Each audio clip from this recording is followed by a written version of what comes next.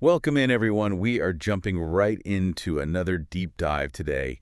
And I'm really excited about this one because we're looking at, well, the collision of human governance, runaway technology, and, the guardrails we're basically desperately trying to build on the fly. Yeah, thanks for having me. It's a lot to unpack today. It really is. And just as a quick reminder to you listening, our mission here is to take this massive stack of intense, wide-ranging daily briefings, everything from AI to geopolitics, and just connect the dots for you so you can walk away totally informed without feeling completely overwhelmed. Because if you just look at the raw news feed, it feels disconnected, but there is a massive underlying structural shift happening. Exactly. So let's actually start with the raw human element, the geopolitics and the physical conflicts that are kind of setting the stage for all of this.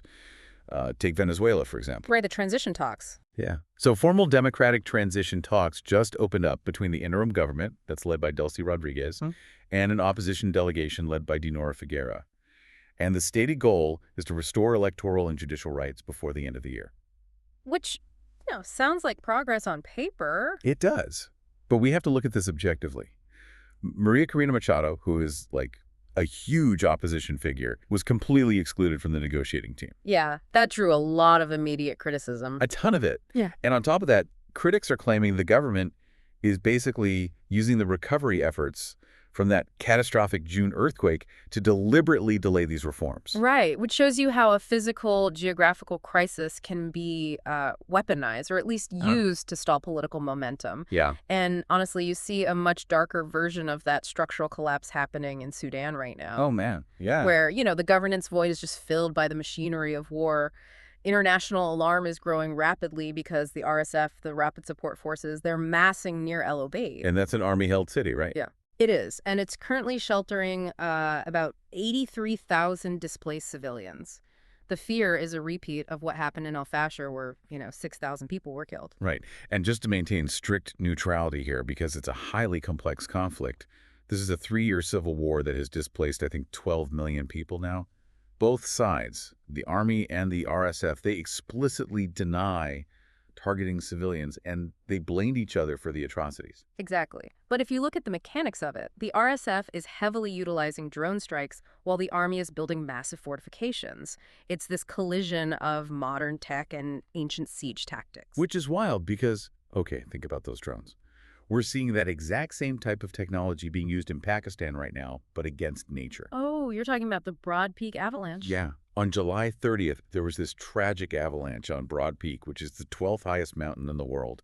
And Pakistan's military is using helicopters and these high-altitude drones to scour the debris field. Yeah, they were looking for that 10-person international team. Right. They recovered 3 bodies so far, and they're still searching for the rest, including Nirmal Nimsdai-Purja, the really renowned expedition leader. It's just devastating. It is awful. But, it highlights this reality where the literal tragic machinery of geopolitical conflict, these drones, are also becoming the primary tool for search and rescue. Right. Which perfectly connects to what the U.S. and Ukraine are doing right now. The new drone defense partnership. Yeah. They're taking these battle-tested Ukrainian combat drones and exporting them to the U.S. for testing. With the goal of building a joint factory on U.S. soil, assuming the new legislation passes, right? Exactly. So wait, let me ask you this. With the U.S. and Ukraine building this factory here, are we seeing the machinery of war literally reshaping American tech manufacturing?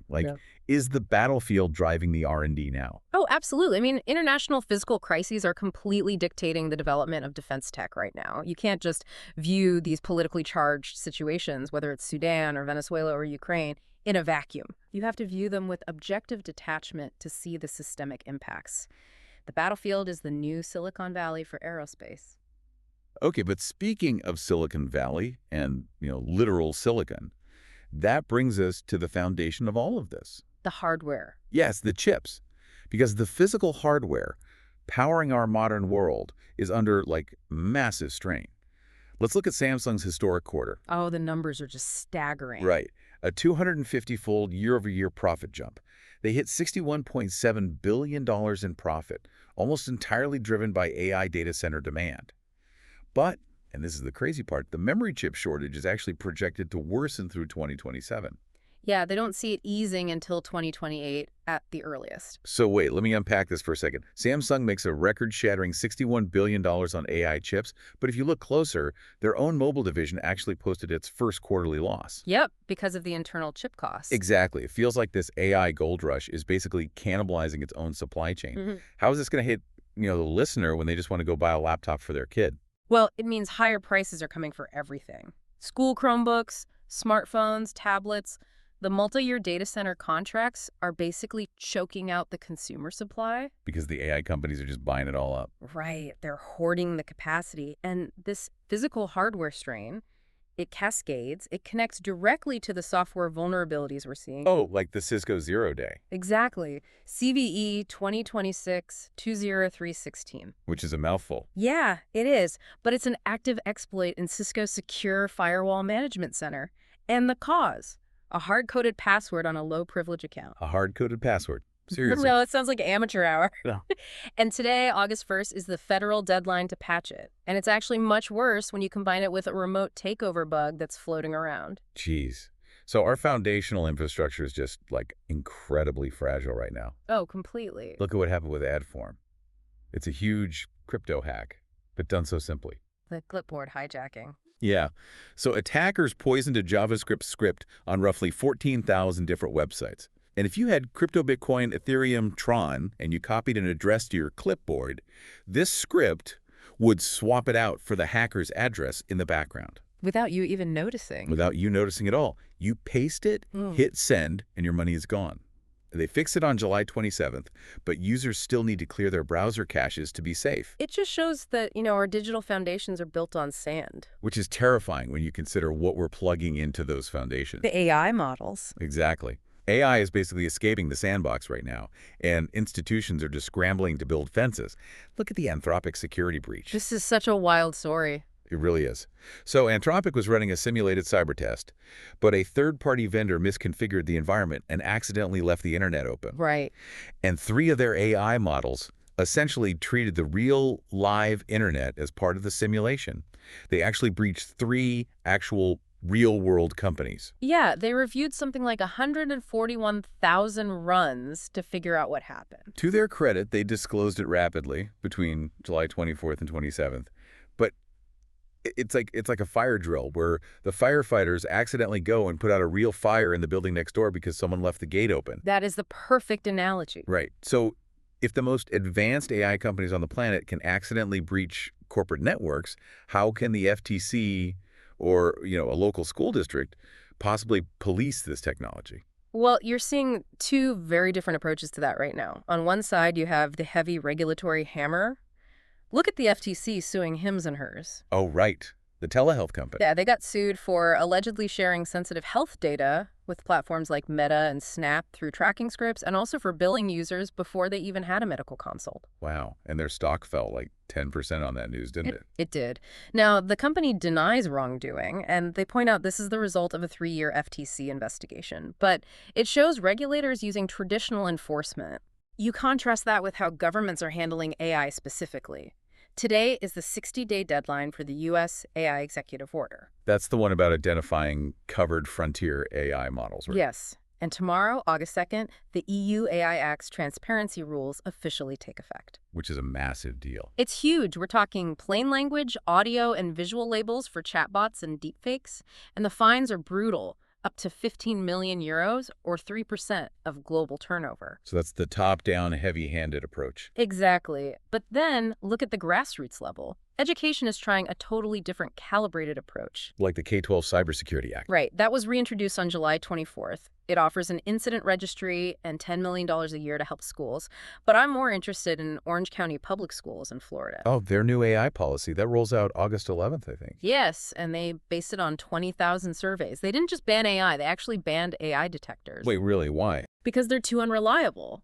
Instead, they're letting teachers set the rules in their own classrooms. They explicitly banned deepfakes and entering student data into the models, but otherwise, they're adapting to it. It's fascinating. So society is trying to adapt locally while the EU is trying to regulate continentally.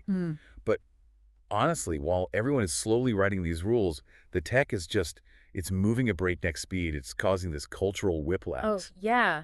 The rules can't keep up with the releases? Case in point, Minimax H3. From Shanghai. Yeah. This Shanghai firm released an open-weight multimodal video model on July 31st. It generates 15-second clips at 2K resolution with native stereo sound, it does complex motion transfer, and it costs less than a third of its Western rivals. And it's open weight. That is the key detail. Right. Minimax is essentially giving away the recipe for a highly advanced stereo sound video generator just days after release. Meanwhile, the EU is desperately trying to mandate watermarks by tomorrow. So is regulation already moving too slow to catch open-weight models? Honestly, yes. There is massive tension between the EU's strict proprietary guardrails and the rapid open-weight approach we're seeing from Chinese developers. It's a completely different philosophy on distribution. And it feels like human culture is just struggling to keep up with these shifting rules everywhere, not just in tech. Exactly. We see it in physical borders, too, like in Ceuta this week. Right. Roughly 50,000 migrants crossed from Morocco into Spain's exclave there. Yeah, they were exploiting a recent court ruling. And again, maintaining strict neutrality here is a deeply complex issue, and tragically, there were dozens of deaths.